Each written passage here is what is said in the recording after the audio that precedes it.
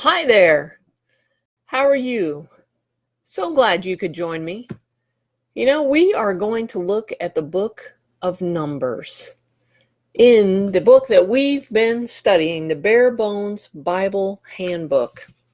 But before we get started and dive into the book of Numbers, let's go ahead and open in prayer. Father, I just thank you for what you're doing through this book, and I thank you, Lord, for what you've done through your word. Father, I just so appreciate it, and I ask, Lord, that you would bless our time together, that we would have open hearts and open minds to hear what you would have to say to us. And it's in Jesus' name I pray. Amen. Well, our book starts out on the book of Numbers with the theme being journeys. And the time period when this was written was between 1445 BC and 1405 BC. And again, our author, I have a hard time saying those two words together, was Moses, and the setting was the wilderness. The book of Numbers was written in the final year of Moses' life, and it concentrates on the events that take place in the 2nd and 40th years after he led the nation of Israel out of Egypt to freedom. Everything recorded in Numbers 1 through 14 occurs in the year after the Exodus, and the events of the Israelites' 38 years of wilderness wanderings are condensed into Numbers 15 through 19. Chapters 20 through 36 chronicle the 40th year after the deliverance of God's people. This journey of 39 years from Mount Sinai to the plain of Moab records the experiences of 2 generations of the nation of Israel. Let's go ahead and look at the skeleton of this. So we talked earlier about chapters 1 through 14, but let's dive in a little bit deeper into those chapters. The first generation of the nation of Israel that participated, they were the first ones to participate in the Exodus. That's who we're talking about. The first generation of Israelites to participate in the Exodus from Egypt. The details of their story is in Exodus 2:23, when they were slaves in Egypt, and continues through the book of Leviticus and into the first 14 chapters of Numbers. So we pick up the story of that first generation of Israelites back in the book of Exodus, and we carry it all the way through to the first 14 chapters of Numbers. This generation is what we would call numbered, as a census is taken of the active warriors for the conquest in Canaan, because remember now that God has brought them out of Egypt, and he's brought them into the wilderness. Then they weren't supposed to stay in the wilderness, and we'll talk about why they're still there. But they were supposed to go into the promised land that God had for them, and which was in Canaan. So they're given special instructions before they depart to journey from Sinai to Canaan. Then they march along with their families, and they get to the border of the promised land. However, this generation of warriors arrives at the edge of their new home, and they refuse to enter. You might be familiar with the story of when Moses sends out the 12 spies, and he has them go and spy out the land and tell us how it is. And the 12 spies come back after seeing it, and they determine, 10 of them out of the 12 determine that the land is too much for them to take over, that the people there are too big, that the things are there, that it's not going to work well. And they convince the people, and they put fear into them, and they said, no, there's no way we can do this. There's no way we can do this. Now, there was only 2 out of the 12 that said, yes, we can. And that was Joshua and Caleb. But because the people believed the majority, that still happens today, doesn't it? Where if the majority says something is what it is, then we tend to believe the majority. Well, they chose to believe the majority, and so they chose not to enter the promised land, they chose not to believe that God was with them. Think about this for a moment. God is bringing you to the promised land, and he's saying, I am with you. You have seen me. Okay. I delivered you from Egypt. I'm bringing you to the promised land. And you go, yeah, no, suddenly I don't think you're with us anymore. And we're going to get killed over there. Well, because of that, then they wandered around the wilderness for another 38 years because of their disobedience. And God was so upset with them. And he said, look, because of that, all the adults 20 years of age and older are going to be sentenced to die in the wilderness. So only Joshua and Caleb, who were the ones that gave a good report, who believed that they were going to be fine going in, they were going to be the ones that entered the new land. Now we get to chapters 15 through 20, and we have this tragic transition of the first and the second generations where they overlap. The first generation dies out as the second generation grows to adulthood. And these chapters provide a sad ending to what was supposed to be a very exciting time for them. In chapter 20, Moses becomes angry with the continual murmuring of the people. And he then disobeys God on how he was to provide water for them. If you have heard the story where God had told him, just speak to the rock and it will provide water, and instead Moses taps the rock and water comes out. He clearly disobeyed the Lord.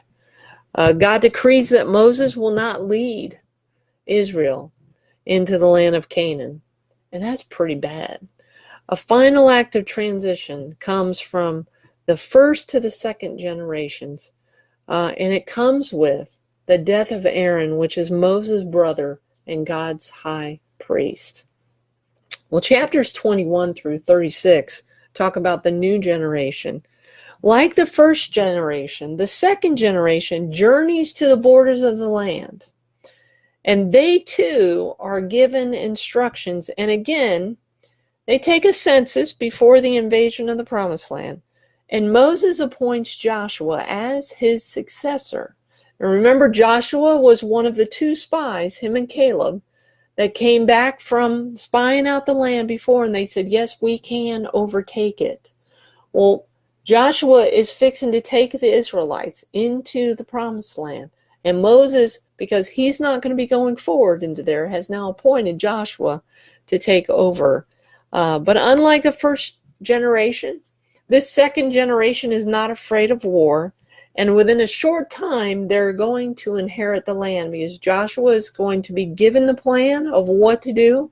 He's going to tell the people, and then they're going to go in and they're going to take it over. Now, let's put some meat on the bones. In the first few verses of Numbers, God orders Moses to number the men that are 20 years and older who are able to go to war. Let's take a census of how many we have. The initial selection is meant to help bring organization and to discipline this group of former slaves. But before they can go into battle, this is when they send the 12 spies to determine the strength of the enemy. And of course, the 10 spies come back with a very negative report. And they say that God's people were like grasshoppers compared to giants in the land. I mean, we're so small compared to them. They're so big. And even though God promised to give them the land, most of the spies didn't believe it. They thought their enemy was going to conquer them instead of them conquering their enemy. Well, this negative report, of course, as I mentioned before, is contagious, and it passes through the entire army, and they're focused more on the size of the army rather than on what God can do. And so as a result of their unbelief, God passes judgment down, and everybody 20 years and older is going to die in the wilderness, and Joshua and Caleb will be preserved. Now, fleshing it out in our own life, because when we read the books of the Bible, it's nice to have life application for us. So fleshing it out in our life. What seemingly insurmountable problem are you facing today? What big problem are you facing today? What giant in your life is causing you to cower? The author says, learn a lesson from Joshua and Caleb and respond in faith. Focus positively on God's power rather than on the size of the problem, the size of the enemy, the power of the enemy, and realize that the power of God is way more powerful and that He's with you. And declare that boldly. Through God, we will do valiantly, for it is He who shall tread down enemies. Psalm 60, verse 12. Well, here's some life lessons from the book of Numbers that we can apply to us and learn. Order and discipline are essential for successfully completing your journey through life. It's hard to get through life in complete chaos. Even when the odds are overwhelming, you can believe in God and His promises. Beware of the unbelief of others, because it can be contagious. I.e., when the 10 spies came back and said, there's no way we can do it, and they were able to convince all the people.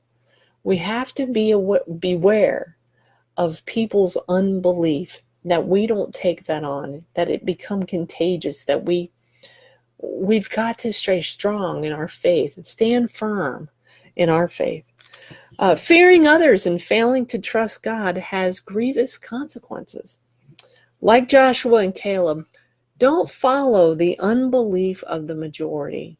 Instead, have faith in God and reap the blessings. You know, it's that old description I like to use where you have a school of fish and they're all going this way, and you have one fish going against them, right? Be that one fish that's going against the 30.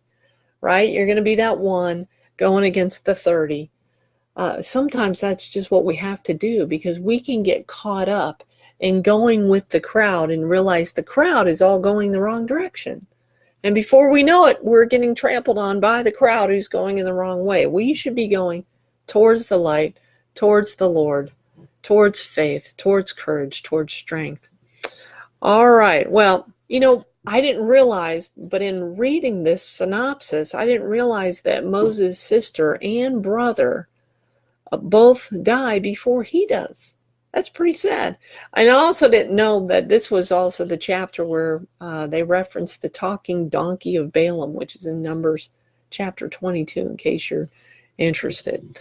You know, Israel spent 40 years in the wilderness, and at the end of their journey, they camped on the east side of the Jordan River, and their story is going to pick up next and continue on through Deuteronomy and then on to, I believe, Judges.